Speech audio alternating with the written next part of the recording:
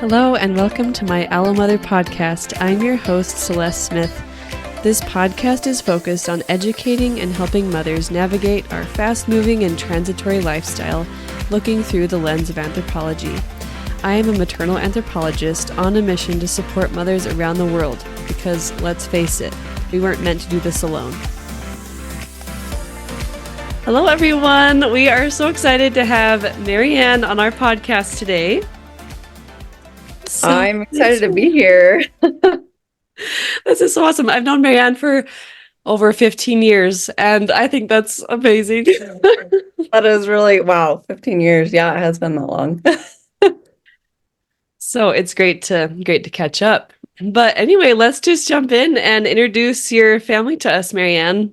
Yeah, so I'm a mom of two girls, age 5 and 2.5. Yeah, it's just, we were just talking that even though there's only two, it's busy. It's Yes. always busy and lots of tears. My girls are very emotionally sensitive, so lots of tears, but also lots of laughs and yeah, just taking it a day at a time. Oh, yes. My husband says, he's like, no matter if you have 12 kids or one kid, you're still at 100%. So number doesn't Yeah. matter. That is true. I like that. I'm going to adopt that because, yeah, I'm like, it's only two. How to pay? But I like that. It's still 100%. Yep. Yeah. I used to say that too, only, but it's just never only. So you're No. putting your heart into it. Yep, absolutely. So tell us kind of from the beginning of your motherhood journey, um, how was it? What was it jumping into motherhood?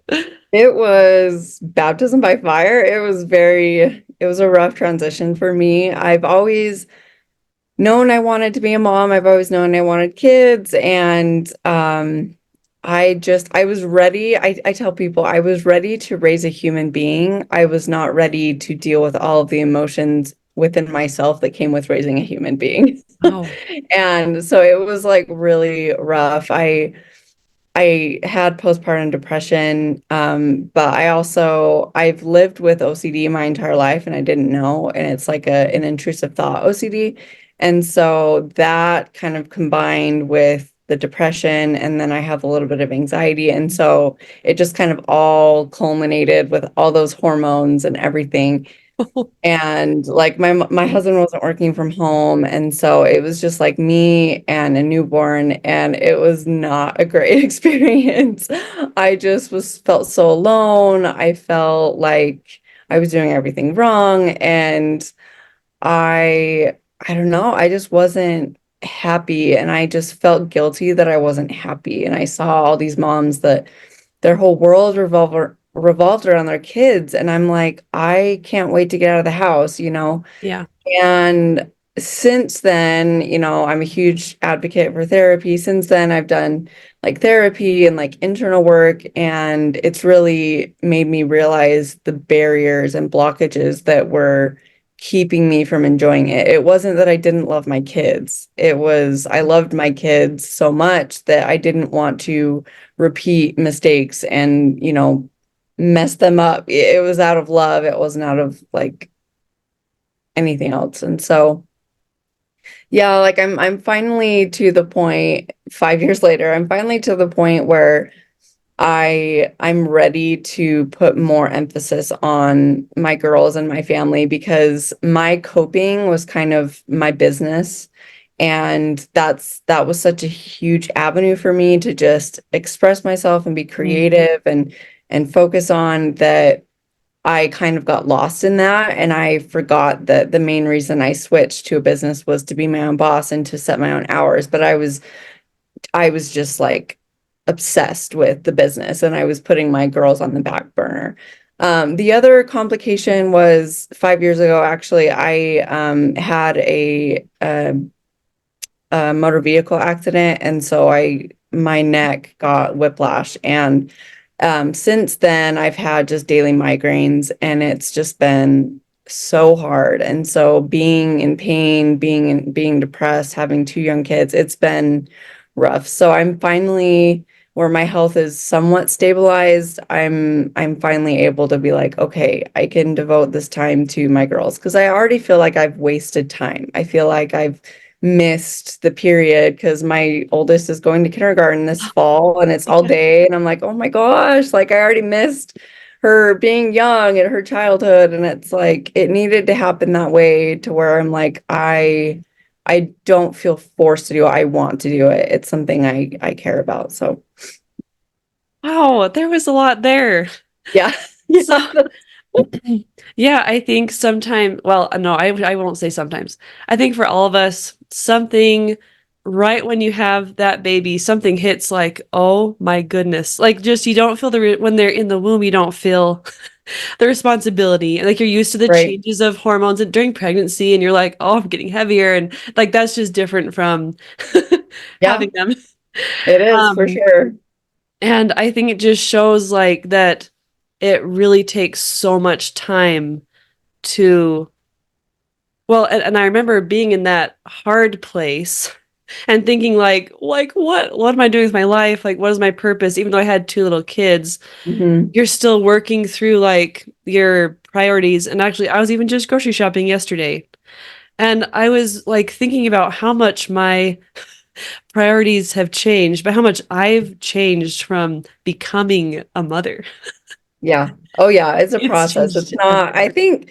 I think the idea is you have the baby and you just become a mom. And I mean, I still laugh at this. My mom was able to be there for the birth, and they have you fill out the paperwork once the baby's born with the name and everything, and it has parent signature. And I was literally about to have my mom sign, and I was like, "Oh my gosh, I'm a mother.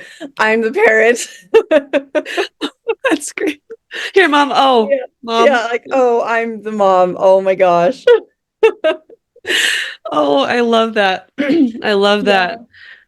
Well, yeah, so it's hard when you're in that hard time to imagine being like a healthy wannabe there with your kids. So with what you know now, what would what would help you with when you're feeling kind of trapped and like you when you're Yeah. in the beginning of that process of like understanding your new life. Yeah. What would be I helpful to remember? I definitely wish I would have reached out more. I was with the chronic illness and with the depression, I got caught up into this mindset of like I have to suck it up today because I might need more help tomorrow. Oh, yes. And so then it was like, okay, every day turned into that, and that's not healthy. Like I needed to just ask for help along the way. And it wasn't that people weren't willing to help. So my medical journey for the last year has been like really rough. I've had lots of like, I've lost feeling and function in my body. It's just been Oh really no. scary. And so people in my neighborhood have come out of the woodwork and they've been here this whole time. I just wasn't looking outside of myself. I was just looking like, oh, everyone does it without help. Like I just need to do it without help. And yeah, I just realized I've really suffered in silence and I didn't need to be. And the other thing is, I wish I would have been more open about like my struggles because everyone struggles with it. And if you're talking to people and they're not opening up, like they're not your people. Just find people. I mean, they are, but in a different way. Like find people.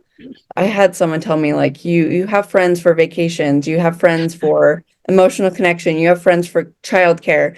You don't Oh. have to have the one friend that's everything. And so find the person that gets you, gets your struggles so that you don't feel like you're broken. Oh. I wish I would have like kept looking, and I finally found a group of women that they all struggle, and it's like thank goodness I'm not the black sheep. Yeah, that is amazing. I think that's also what I've realized with also restudying Ella mothers. I realized that you need many. That's exactly Oh what you're yeah. saying. Like you need to have the your mom that you call, for some when you need some sort of listening ear, and then you call and then you call your friend like I have a doctor's appointment, and you have a friend who you call, and it's like Yep. but it takes time when you move a lot. It takes time to build those connections. And Yeah. so, who did you, at the beginning, who was your alma mother that you did ask for help, kind of, even though So you, in the beginning, I honestly didn't ask for help like at all, besides my husband. And okay. I didn't have family close by. Oh, And so it was really hard. It was really, really hard because a lot of people have that built-in system, and I didn't have it for both my parents and in-laws. And so it was really oh, difficult. So I felt like the traditional support system wasn't there, um, with simply because of location. And then, but when I can't believe it, but yeah, it took me 4 years to I was physically not able to do anything anymore with my health issues. It was like I couldn't function. And so mm, I had to rely on board members and neighbors. And that's when it was like, oh, wow, I missed out on a really great opportunity. I think I felt I'm a speech pathologist and I was working full time, then part time. So during the part time transition, when I had my first, I was looking for childcare services, and it became this reality that it's like, I'm going to work just to pay for childcare. That doesn't make yes. sense. And so it just was like, this isn't going to work. And then I thought, well, let's try to make it work with like a nanny. I just thought that I had to pay for help because I think another barrier was in my neighborhood, there was not a bunch of young girls that Oh, were pre-college, after high school, that were in that prime period of I can babysit, I want to get experience, all these things. And so I didn't have a lot of those traditional structures. So I felt like, well, I either have to pay for it or I have to do it myself. And so it just was really difficult. So I would just encourage you just find one person, or kind of like what we're talking about, find a person that can help with meals. Like not everyone can watch kids, but find someone that can help with meals. I have this lady down my street. She does my laundry. Like she is just an angel. She wow. has been doing it for like a month, and she was like, I love doing laundry and just Wow. let me know. And I'm like, you are an angel. Like laundry is something that someone else can do. And Yes. it's really humbling, and I'm just so grateful for her. I think a recommendation that I was told that I would recommend as well was to always have a list of things that people can help you with. Oh, Because so often people say, how can I help? And you're like, oh, I'll let you know. Oh, I'm fine. And it was actually a story that this woman, there were two women next door to each other, and they both had similar trials and health issues. And she kept noticing that the neighbor kept getting all this service done for her, all these things done for her. And she finally asked her, like, you just know everyone, like they're just always willing to help. And she was like, no, I literally have a list of things that they can help me do. wow. And so it wasn't that people weren't willing, it was that she actually had things for them to do. And I thought that was so interesting. I'm like, that's fair. And if it's not a physical list, like it's a list in your mind, we always have something that is just stressing us out. And a lot Yeah. of times we think, I can't remove myself from this. And honestly, like my biggest my biggest reason to fix my finances was because I wanted to afford meal delivery services. Like that was something that I could Mm, outsource. I wanted to yes. afford house cleaning services, but it was like that's too expensive. We can't afford that. Um, I just think and that's why I'm passionate, all women deserve to get the help they need. And we all have different limitations, abilities, situations, and it's like there are services available. There's so many services available. We just need to like find the money to afford that, because once where I was willing to pay for those things, it was just like a load off of my shoulders. It was out of my head. It was out of sight, out of mind. It was so refreshing.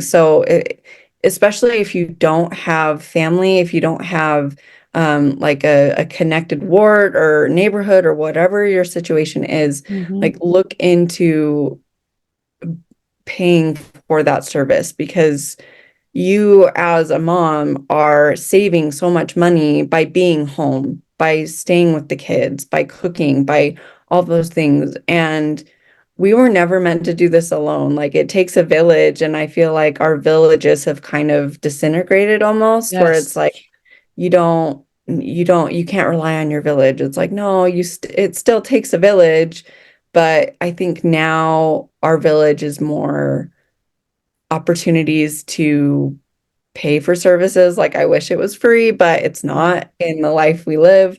Mhm. It's not. But that's why I'm so passionate about helping women find the money they need to fund the life they want, because it's not fair for women to, we give up so much of our life, and it is a sacrifice, Yeah. and we deserve to have the help we need to thrive, not just survive, like just to thrive. We all deserve that. Oh, beautifully said. Thanks. I love that. Yeah, our villages have really changed with, I study like hunter-gatherers, and they literally, I mean, they had their mom literally next to them as they moved from place to place to hunt and gather, and they were carrying one and, nursing the other, and but they were that closely knit. And Yeah. now we live in a time when people switch jobs a lot. People go to schools across the country, and or Yep. parents go on missions, then they leave for a Yep. while, and Yeah, and I know. there's times when you realize you're trying to do it all. And something, some people are, sometimes I'm just like, I'm not going to clean up the kitchen tonight. Like my Yep. sleep is more important than waking up with a clean, Yep, kitchen, absolutely. you know. Yeah. And but back to the list. I love that idea because people really do ask, like, let me know, because other moms remember how it is to have Yes. little kids. And so people do ask, like, well, let me know how can I help? And at the moment you're just like, oh, I'm fine. In that very moment, you just think, oh, I'm fine. Yeah. And a priority for for me. I just feel like my husband was in school like for 6 years, and so I feel like I really treasured time with him because I didn't have it for so Yeah. long. And so, something that's really valuable to me is maybe more than a clean house. No, is going on a date once in a while. It usually is Yep. not every week, but and so in order to make it happen, I had to probably a couple years ago, but like I had to write a list in my planner of people that have offered to babysit, or that I know, kids that babysit, or swaps I can do. Like, but when I had a list in my Mhm. Sunday planning, I could be like, oh, I'm going to ask her for a date we want to go on. But if I didn't have the list, I would just sit there and be like, we just can't go on a date. I just don't Yeah. know. But if I had Right? the list, I could remember who was available, and then I made it happen. Like, Yep. Absolutely. And even I actually started because we had such young girls in the neighborhood, they weren't really old enough to be comfortable babysitting on oh, their own.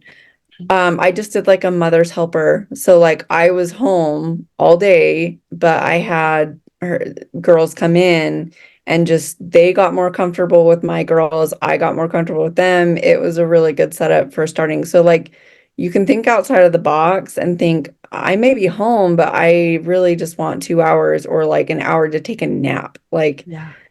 there are options. I think we just get caught up in, I don't have the traditional setup and I don't have the Mhm. traditional support. And one thing we've done for date nights is we've actually teamed up with a couple and we do kid swaps. So we watch their kids on a Friday, they watch ours on a Saturday, and it's really nice. It doesn't happen every week, but it's just built in because it's expensive. It's Yeah. expensive to go pay for a babysitter and the date night and the movie and and Mhm. so you can get creative with trading. Or, I mean, if you work like doing hair, it's like, I'll do your hair for free if you watch my kids, just Yeah. get creative. Every single one of us has skills that we can almost use to trade, like going back to hunter-gatherer days, bartering, trading, like we could totally implement that. Like there are options, and I wish I would have realized that earlier. Yeah. Oh, that's a gem. Yes. That is such great advice. I Yeah. love that. Yes. Well, is there anything, well, I want to dive into your journey, because I forgot that you're a speech pathologist. That's right. Anyway, but diving in back into your money make under, like your journey to that, and then how you right now how you balance, because yeah, how you balance that. Yeah, it's definitely a work in progress, but we'll get there. Yeah, so a few years ago, 4 years ago, I just had this idea where I went from producing an income to, partially contributing to just staying at home. And I felt like I wanted to contribute without contributing a paycheck. And so I took on the finances, and I quickly realized that I couldn't budget, and I just was frustrated. I was like, we make good money, but we don't have anything to show for it. So I was so frustrated. And so I started just on this journey of money make under, spend less, save more, Nice. and just finding ideas to spend less and spend less in the areas that you don't care about so you can spend more in the areas that you do. And then I realized, so part of my coping of dealing with the chronic health issues, depression, young family, was shopping. That was like my way, that was my escape. That was how I felt good about myself. That was how I found purpose. And it didn't turn into an addiction, but I definitely didn't feel like I was in control. And so I started to realize that, wow, I want to change my finances, but shopping feels like such a need for me. It's not a want.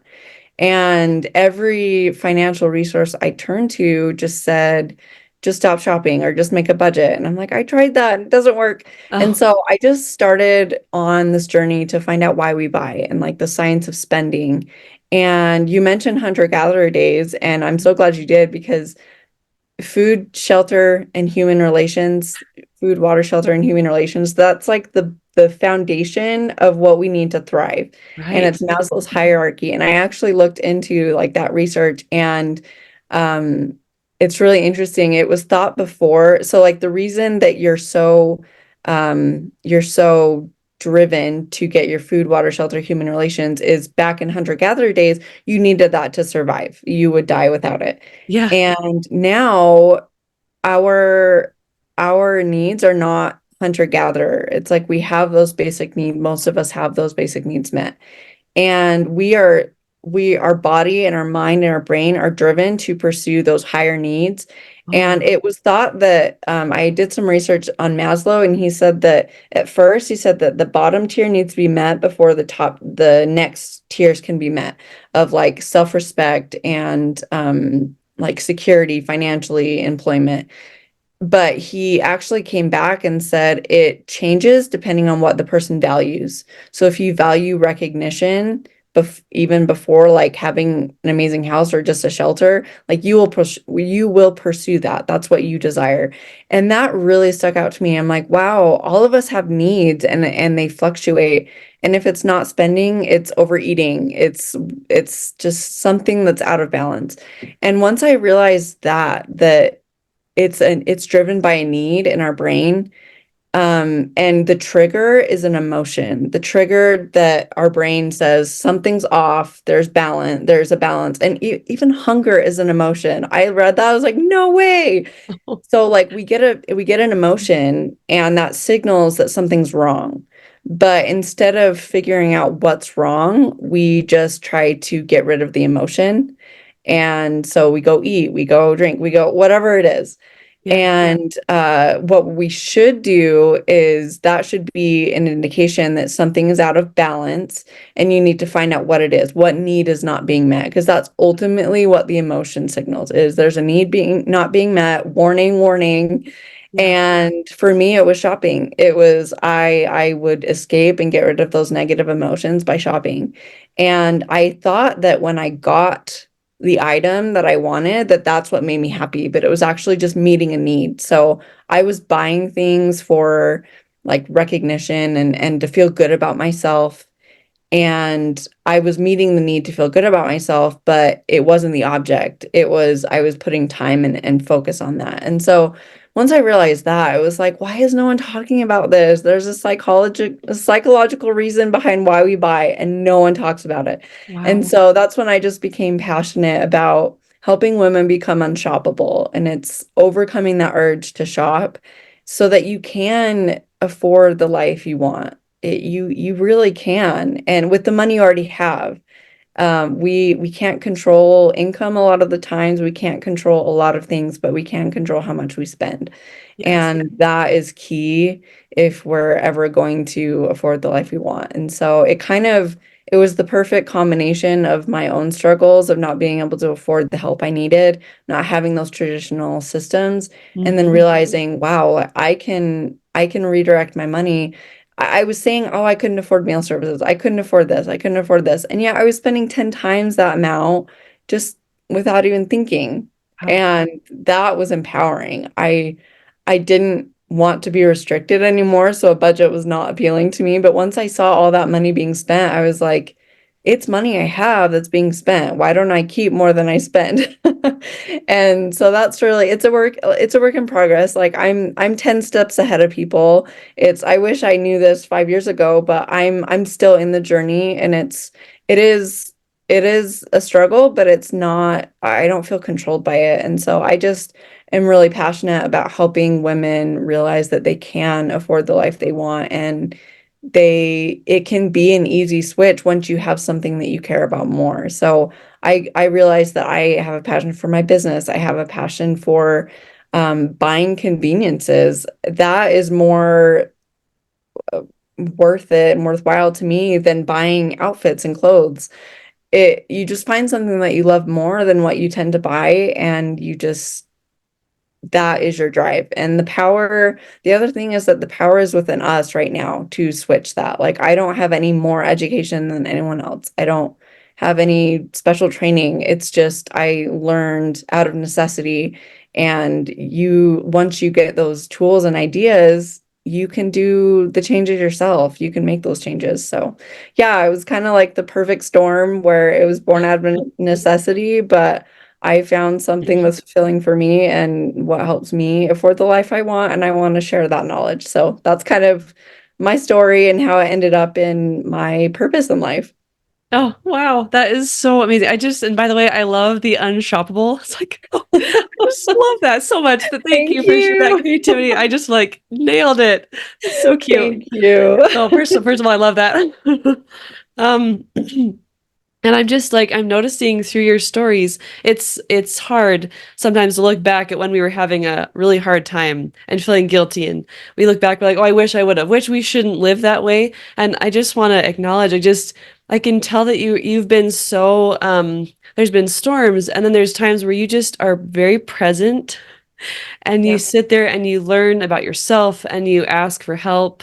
And now, like, and you've done therapy, which I can also say is so life changing. And then you like get tools, and that's like the beauty of life. And as we've like chosen to be mothers, like that evolution that we have gone through, like it's so rich. It And when is. you hit those walls, I just love that pattern I'm seeing in your life, that you've like maybe hit a wall and then you're just present. It's like there's a root cause to this. Like, what is my need? And you like looked into that. And that is just such a great pattern for us to follow. And now you've like uncovered something that can help so many people, with knowing that you are spending. So be present in like, what do you really value, and then your life can change like tomorrow if Mhm. you switch that one little thing, right? Yeah, for sure. And it really does. It comes down to what we value. And that's really what I wanted to harness. I was like, I want Yeah. to harness this desire to shop to save. I wanted Right. to use it for my benefit. And, once we find that desire, I mean, the sky's the limit. As women, we're amazing. We are incredible. And we have so much potential. You can find ways to magnify that potential in whatever situation you're in. Yeah, yeah, it's so true. Um I think there's just forces that have us like, we just feel those thoughts of guilt, or which, some people call it mom guilt, or just guilt about these interesting things, like, or even like, anyway, there's so many things, and there's these There is. thoughts that you have to like question your thoughts, and even Yeah. like when you're that young mother and you're just like, if I ask for help tomorrow, I mean, or today, then I won't get help tomorrow. Like, I felt very similar thoughts. Like, well, I Yep. can do it like my mom did it, and whoever did it, they're all doing it, and I can do it too. And it's just we have so much capacity that we really can do it alone, but we'll just feel much better if we just have an Ella mother or a few, you know? Yes. Yeah, for sure. For sure. And it's like you can get to the point where you can do it, but right now you can't. Yes. And that's okay. That is okay. And I actually, my therapist, I was saying that a lot. Like, Yeah. everyone's doing it. Why am I not doing it? I'm not able to. I've succeeded at everything in my life. Why can I not do this? And she was like, you think everyone's doing it, but those are the people I see in my office. And I'm like, oh, Oh, that's a good point. We think that they're doing it on their own, but they, people have different support systems. They have different abilities, and it's not, we're not comparing apples to apples. no. There's lots of factors. So, Yes. Yes.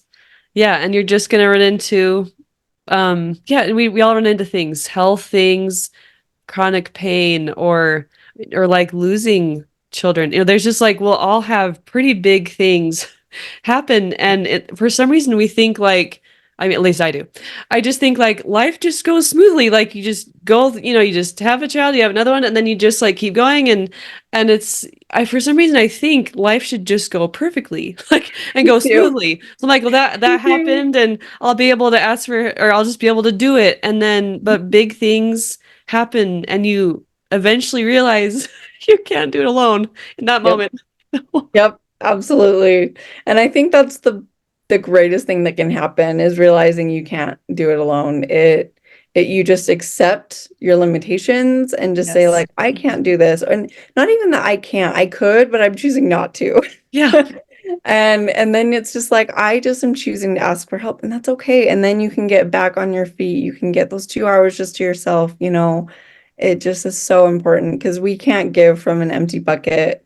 We just can't. And I got to the point where I just pushed through, and then it got to the point mentally, emotionally, physically where I couldn't do it anymore. And so I wish I would have caught those warning signs before. Yeah. But yeah, like you just choose not to do it alone, and you'll find that it's much better that way. It's much better not to do it alone. Yes. Yeah. The burnout can be so real. So, Yeah. so real. Oh And that's yeah. when you realize like, oh, if I ask for help, either if it's your husband or whoever, you can ask for help. Like once you ask for that help, then you realize, oh, I don't have to like live in this burnout mode. Yeah, right. Right. And it took 5 years, and then this last year I physically couldn't do it anymore. And that's Oh, when that's been like the biggest blessing actually is it stopped me in my tracks where I wow. could just push through, suck it up, deal with it. I couldn't physically. And it, with migraines, living with them daily, it's been like I've had to just drop everything, do nothing, and then slowly add things that I need to do, I want to do. And that's been a huge benefit. And so now I tell people, like, slow down, just don't feel like you have to do all the things. My therapist always told me, stop shoulding on yourself. I should do this. I should do this. And it's true. We say that Oh, all the time. And it's like, no, stop. So just decide that look at it's money is the same as time in a lot of ways. And it's like if we prioritize things, we'll make time for it.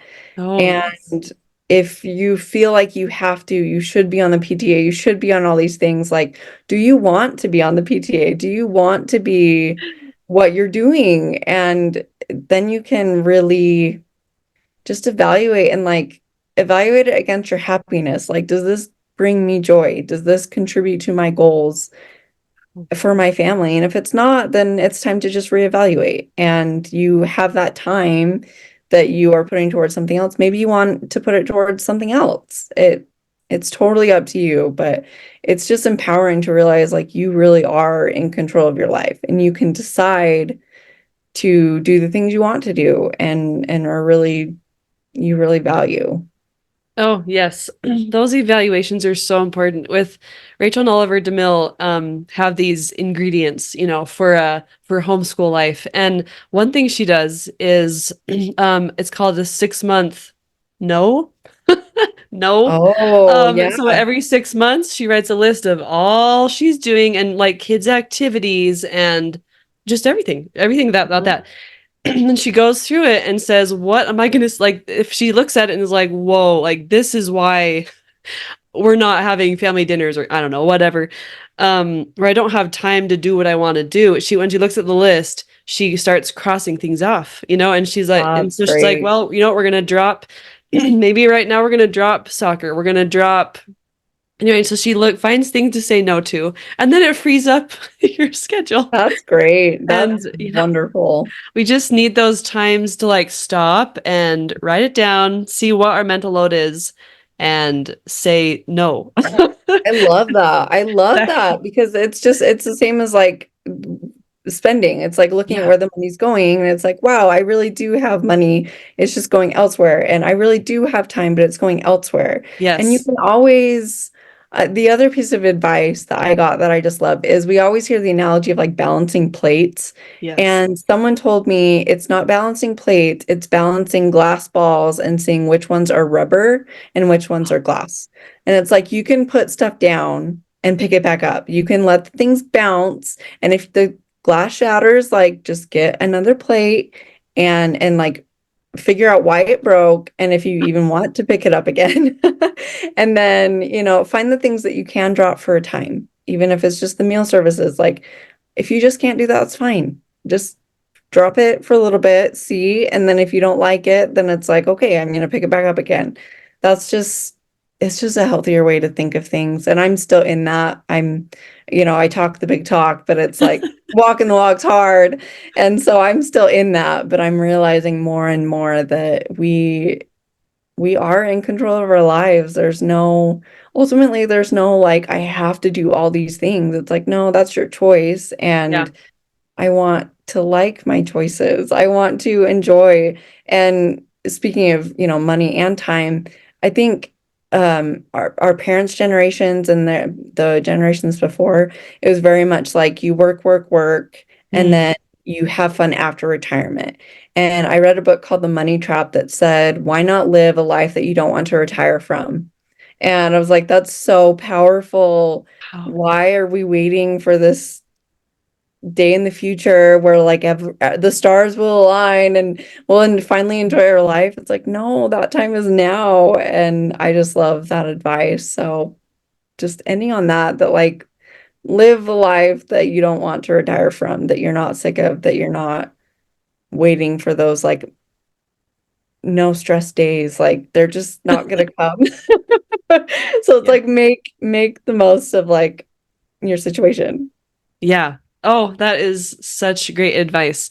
Thank you for I'm so excited to share your money make under and just the influence you are and for people to take advantage of your help because I think it's just life changing. So, It is. It really is. And it's just empowering. It's really yeah. empowering to these things that are scary are actually empowering and can change our lives. So thank you so much for this opportunity. This was so great to just talk motherhood. Like it just it's hard, but it's worth it. And we can be in control, even though we can't be in control of everything, but we can control like small facets of our lives. Yeah, that's what we have to focus on. Yeah, is what we can how like creating our life, right? Yep, absolutely. Yes. Love it. I love Oh, your that's message and your platform is just beautiful. So thanks for oh, all the work you do. yes, of course. So the last question I love asking, we've already talked about it a little bit, but anyway, I just love asking this. So if an owl mother was to knock on your door tomorrow morning with something that and just be like, I will give you anything, help you with anything, what would you ask for tomorrow? I would ask for help with cleaning. I like the deep clean. Oh, I yes. struggle just with my health issues. It's hard. It's hard to just get it organized, let alone like clean. And Yeah. so that would be the first thing would be like, do you like cleaning bathrooms? Do you like cleaning the house? Because I'm struggling. So Dive that would in. be what I ask for. No shame, just being like, if you like it, great. Go dive in. I love. Yep. Oh, that is a great request. Oh, awesome. Well, I have absolutely loved talking to you. Thanks for your advice, and I am so excited to share this. So, Me too. Likewise. Well, thanks. thanks so much for listening in today. I hope that you got ideas of how to improve your overall well-being and life as a mother. If you have a friend who could use a lift, please share. You can also read more deeply about anthropological principles applied to our modern-day world by subscribing to my blog, maternalanthropologist.substack.com. See you next time.